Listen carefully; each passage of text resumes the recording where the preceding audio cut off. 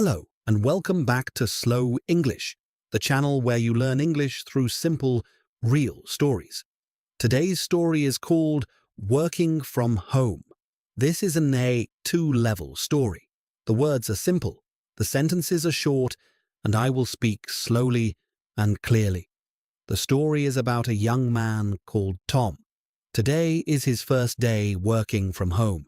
He thinks it will be easy. He is wrong. Are you ready? Let's begin.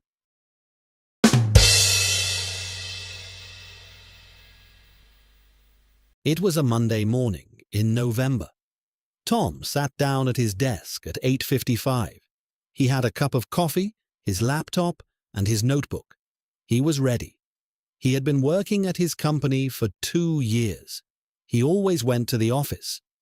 But last week, his manager had sent an email. The whole team could work from home on Mondays and Fridays. Tom had been excited. No commute, no crowded train, no uncomfortable office chair. He could work in his own flat, in his own clothes, at his own pace. He opened his laptop. The first meeting was at 9 o'clock, a team check-in call. He clicked the link. "Good morning, everyone," said his manager on screen. 8 small faces looked back from their home offices, kitchen tables, spare bedrooms. One person who appeared to be in a very large wardrobe.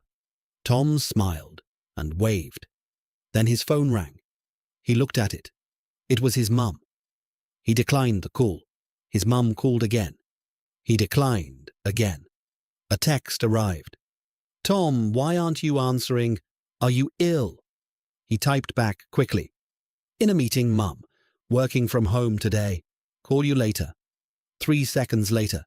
"Oh, sorry. Good luck. I'll make you a casserole." Tom looked at the screen. His manager was talking about the week's priorities. He nodded seriously and tried to look like he had been listening the whole time. After the meeting, Tom felt good. He had a clear list of tasks. He made a second cup of coffee. He put on some quiet music. He opened the document he needed to work on. For the first 40 minutes, everything went well.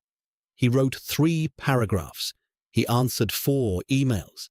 He felt productive and efficient and slightly smug about the whole working from home situation. Then he got hungry. It was only 10:15. He never ate before 11 at the office. But here, the kitchen was 12 steps away. He went to get a biscuit. He came back with 3 biscuits and a banana. At 10:45, he went to get a glass of water. He came back having also made toast.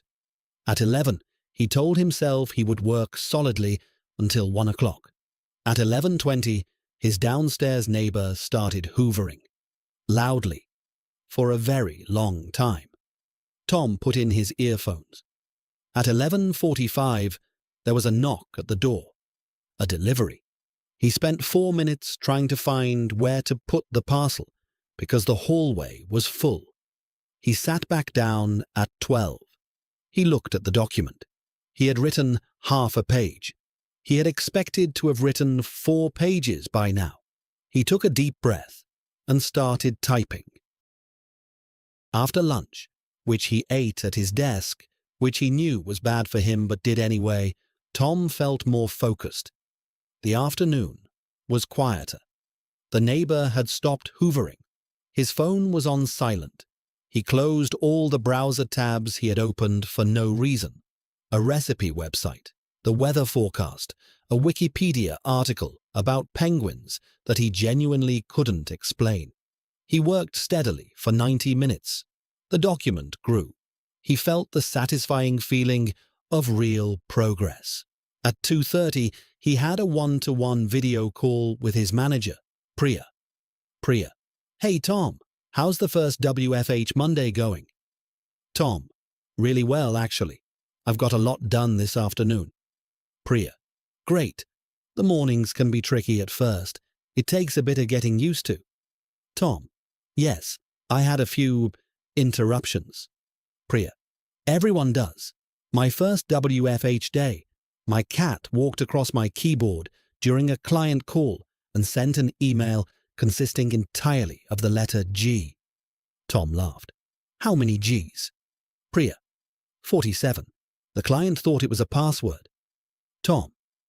What did you say? Priya. I said it was a technical issue. She smiled. Anyway, how are you getting on with the Evans report? Tom. About halfway through. I'll have it done by end of play today. Priya. Perfect. That's all I needed to know. Good work, Tom. Tom worked until 5:30. The last 2 hours were the best of the day. The flat was quiet. The light outside was fading, the dark blue of a November late afternoon. He had his desk lamp on. He had a fresh cup of tea. He finished the Evans report at 5:15. He read through it once, made 2 small changes, and sent it to Priya. Then he sat back and stretched his arms above his head. Done. He looked around his flat. It was the same flat he had left this morning, or rather, had not left. The same walls, the same plants, the same pile of books on the coffee table, but it felt slightly different, as if the flat had become something else today, not just a place he came back to, but a place he worked from too. He was not sure how he felt about that. He closed his laptop. He stood up, put on his coat and his shoes, and went outside for a walk, something he never did when he came home from the office, but which today felt absolutely necessary. The cold November air hit him immediately. He walked for 20 minutes, around the park, past the shops, down to the canal, and back. When he came home, he felt completely different, better, clearer. Back in the flat, Tom called his mum. Mum, Tom, how was it? Did you enjoy working from home? Tom, it was mixed. The morning was a disaster. The afternoon was actually really good. Mum, what happened in the morning? Tom, I got distracted, ate too much. The neighbor hoovered for 40 minutes. I opened a Wikipedia article about penguins. Mum, penguins? Tom, I don't want to talk about it. His mum laughed. You'll get better at it. It just takes practice. Tom, did you ever work from home? Mum, for a while, yes. When you and your sister were small. The trick is to treat it like a real working day. Get dressed properly. Don't work from the sofa. Have a proper lunch break. Go outside at least once. Tom, I did go outside. At the end. Mum, good. Start doing it in the morning too. Even 10 minutes. It makes a difference. Tom, okay. I'll try that on Friday. Mum, good boy. The casserole is in the freezer for you, by the way. I dropped it round while you were on your walk. Tom looked toward the kitchen. Through the glass of the oven door, he could see the corner of a casserole dish on the counter. He had not heard a thing. Tom, Mum, how did you get in? Mum, you gave me a spare key. Tom, that was for emergencies. Mum, a son who doesn't eat properly is an emergency. A pause. Love you. Tom, love you too, Mum.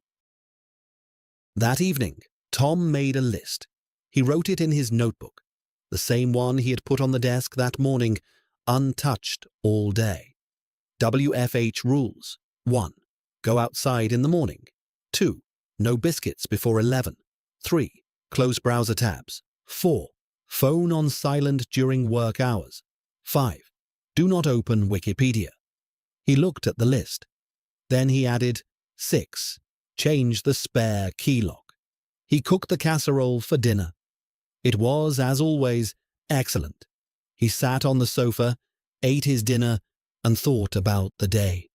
The difficult morning, the good afternoon, the walk, the cold air, the canal.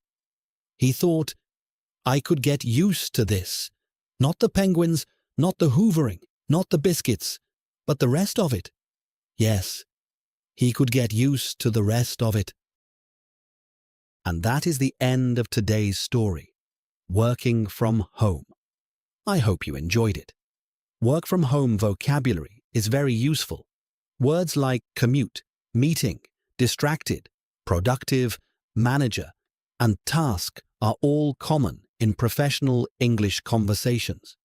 And if you have ever worked from home, you know exactly how Tom's morning felt. If you enjoyed this story, please subscribe and click the notification bell. A new story every week. Thank you so much for listening, and I will see you next time.